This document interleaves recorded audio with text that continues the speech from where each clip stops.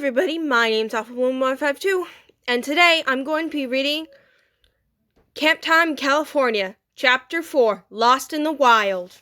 Let's get started. Lost in the wild, thought Jack. All right, Jack and Annie, said John of the Mountains. Our forest rangers will prepare the pack mules for you. Thanks, said Annie. That sounds like fun. Charlie, John called to one of the men in the blue overalls. You and Archie make room on our pack mules for our nature artists. Yes, sir, said Charlie. The gray mules were smaller than the horses. They had long ears, thick heads, and thin, skinny legs. Both had pack saddles with bulky side bundles. The rangers shifted the cargo forward to make room for Jack and Annie. Climb on, partners, said Charlie. With the rangers' help, Jack and Annie mounted the two mules. They sat on the back of the saddles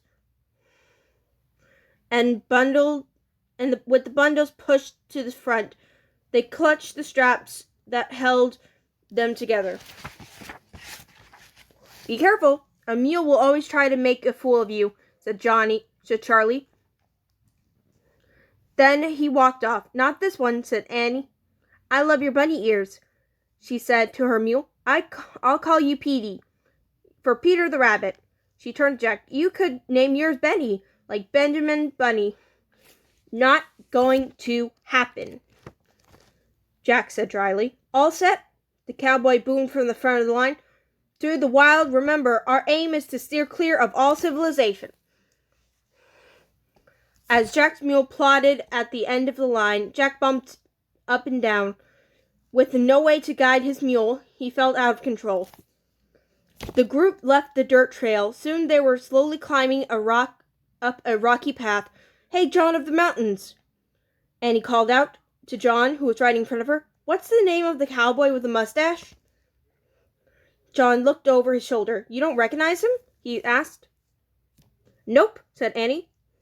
John smiled. His name is Teddy, he said. Oh, wow, said Annie. We once had a great friend named Teddy. He was a dog.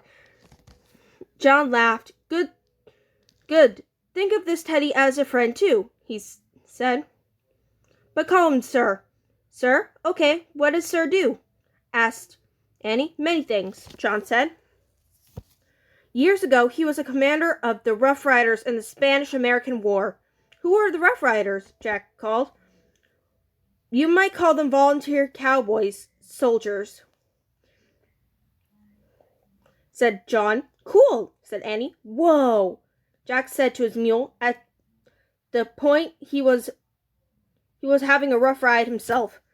His mule was skittish. It was veering to the right or the left. Soon, Jack and the mule were trailing far behind.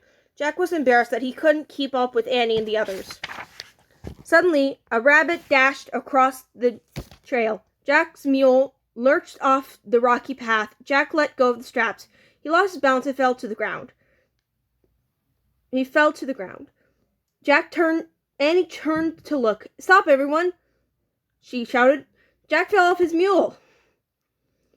All the riders came to a halt. Teddy rode back to Jack. While his mule munched on a shrub, Jack stood up and brushed himself off. He felt his face turn red. He wanted to disappear. Are you all right? Teddy boomed. Did he throw you? No, sir. It was my fault, said Jack. I made a mistake and I lost my balance. Aw, don't worry about it, son, said Teddy. The person who never makes a mistake and the one who never tries anything. Yes, sir, said Jack. Be positive, Jack, said Teddy. Talk to yourself. Say, I can ride this mule. If you believe that, you're halfway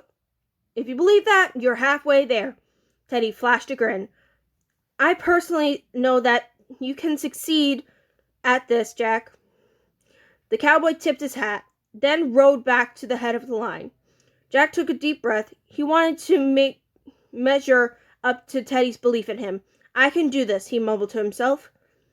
I can totally ride a mule. He climbed back onto the mule. He talked and whispered to himself, I can ride a mule. I can do this. I can keep up. I can do this. The mule seemed to hear Jack's words. Soon it was keeping a steady pace behind the others. Teddy looked back and waved his hat at Jack. Good work, Jack, he called. Jack waved and smiled. As he bumped along on his mule, he no longer felt worried. Forgetting himself, he looked eagerly at the passing scenery. Shrubs, birds, wildflowers. He wanted to stop and sketch everything. After a while, Teddy held up his hand and brought the group to a halt. Jack and Annie hopped down from their mules. The others dismounted from their horses. Teddy was not nearly as tall as he seemed on horseback, Jack realized, but that stout, cheerful cowboy still seemed larger than life. Chow time! Teddy bellowed. Alright guys, that's the end of chapter 5. Thank you all for watching. Leave a like, comment, and subscribe. Thank you. And this is Alpha Morpho 2 signing off for now. Bye-bye!